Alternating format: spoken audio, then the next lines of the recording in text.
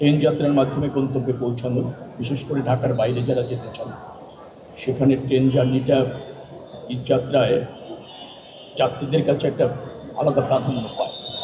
এই চাহিদার কারণে বেশ কিছু সীমাবদ্ধতাও তৈরি হয়ে যায়, কারণ যাত্রীর চাহিদা প্রচুর, বা ট্রেনের সংখ্যা বা যাত্রীদের যাতায়াত নিশ্চিত করবার জন্য আমাদের যে ট্রেনের সংখ্যা সেটা পর্যাপ্ত নয়।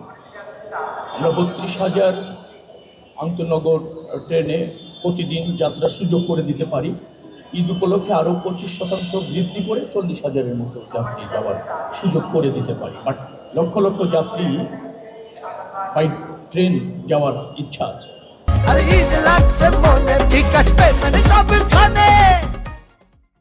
সেই ম্যানেজমেন্টটা একটু চ্যালেঞ্জ। সেই ম্যানেজমেন্টের কেমন চলছে, কীভাবে যাচ্ছে সেটা দেখতে এখানে আসা। তো আমি অনির্ধারিতভাবে গিয়েছি যে কোন ট্রেনটাতে যাব, কীভাবে যাব, কখন যাব, এরকমভাবে একেবারে নির্ধারিত ছিল না। যে ট্রেনটাতে আমি উঠলাম, দুটি ট্রেন, তো আমার কাছে পরিবেশ, যাত্রীদের সন্তুষ্টি বেশ ভালো মনে হয়েছে। পরিচ্ছন্নতা, ফ্যানগুলি চলছে, সিট বা অন্য জায়গায় খুব বেশি সিটিং ক্যাপাসিটি অনুসারেই যাচ্ছে।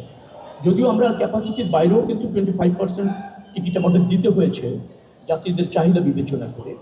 তো তারপরও আমার কাছে মনে হয়েছে যে না, সব কিছু স্মুথলি চলেছে। সকাল থেকে আমি যতটা জানি যে 3টি ট্রেনের সম্ভবত একটু ডিলে হয়েছে।